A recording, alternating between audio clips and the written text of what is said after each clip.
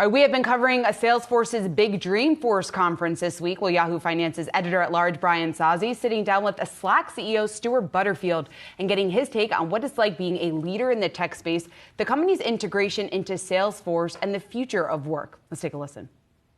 I make this argument. It goes like this.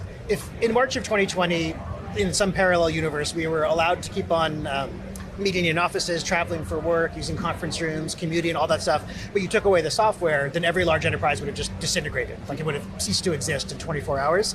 I find this very compelling evidence that we, as a matter of objective fact, kept going and even thrived in many cases through the pandemic, despite the fact that we couldn't go to the office. But if we were allowed to go to the office and you took away the software, it wouldn't have worked. So there is this, we say digital HQ as a marketing term, but there is this digital infrastructure that supports productivity and collaboration that's really essential, that from my perspective, I think people have underappreciated or underinvested in because it's intangible, because it's invisible. And like, if you were a manufacturing company, you're relentlessly looking for ways to optimize the factory floor and the productivity. We don't do that so much for knowledge workers.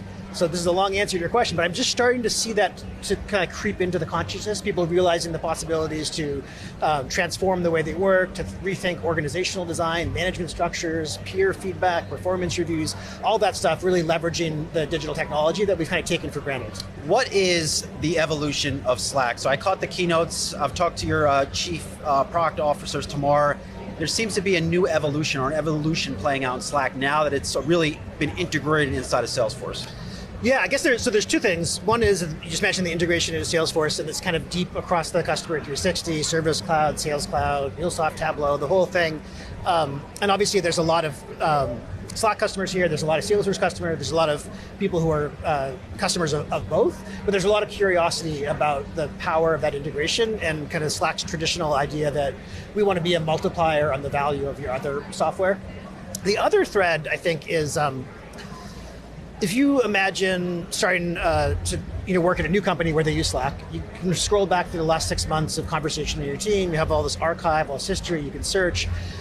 On the other hand, if you join a company where the primary means of communication is email, you start with an empty inbox. And if anyone wants to share any of the hundreds of millions of messages you're cut off from, they have to do it one at a time manually. So there is this accretion of value the longer an organization uses Slack.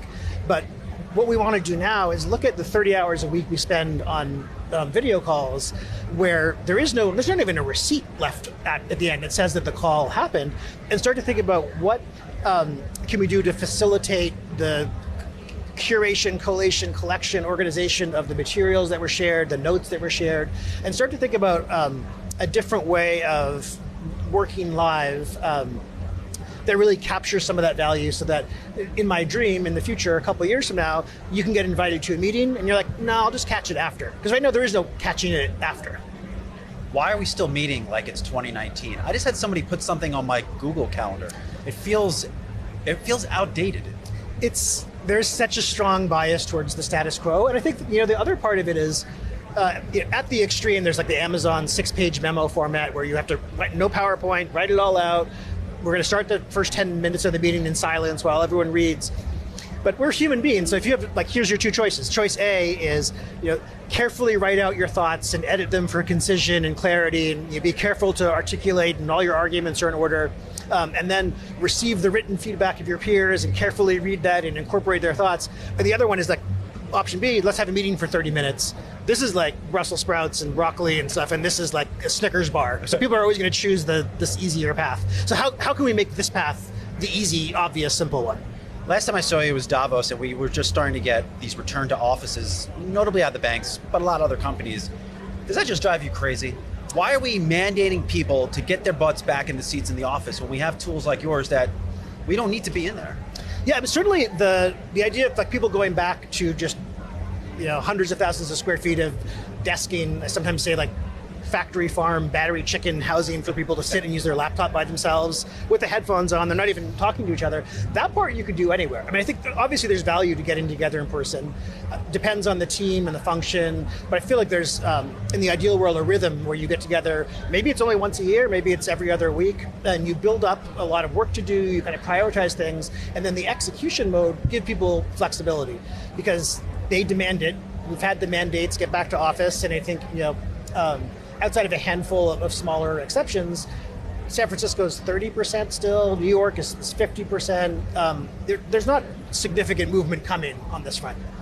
Lastly, now that these platforms have been integrated, Stewart, you're a serial entrepreneur. What is it like being an entrepreneur inside of a much larger company?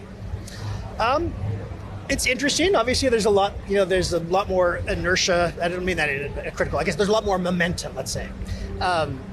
And there's like the same class of problems to solve at a bigger scale. So I think there's both additional challenges and kind of also additional opportunities. And Salesforce is in a really interesting position where I think there's a lot of top line growth left. And we've talked about a goal of 50 billion in revenue by fiscal 26, but also really significant improvement in margins. Going from 20%-ish now. 25% in that same time frame, that'll have a huge impact on the bottom line. Do you miss being a public company? I don't know if I missed this particular 6-month period. You don't miss our chats for earnings? I do miss that, but gosh, the last 6 months have been pretty rough. I got a lot of public company CEO friends, and it's tough. Do you think we're near? I'm not saying to predict stock prices or bottoms here, but what is going on out there, and what is it going to take for some of these tech stocks to just come out the other side? I mean, is demand that bad to warrant some of these sell-offs? I think the multiples have probably come down to something that looks pretty reasonable. A lot of, I think the average even for software across the board is something like 5x forward revenue, which is, compared to, I don't even know what the average was, 18 or 20x or something like that at the peak. I think the open question for investors is still, do we see a change in demand and therefore an actual change in performance? Because the multiples are probably about good, and if we collectively determine that we're not going to see a real decrease in demand, we're not going to see a real decrease in economic growth, then I think we have a lot of upside from here. Stewart Butterfield, the Slack CEO with Brian Sozzi.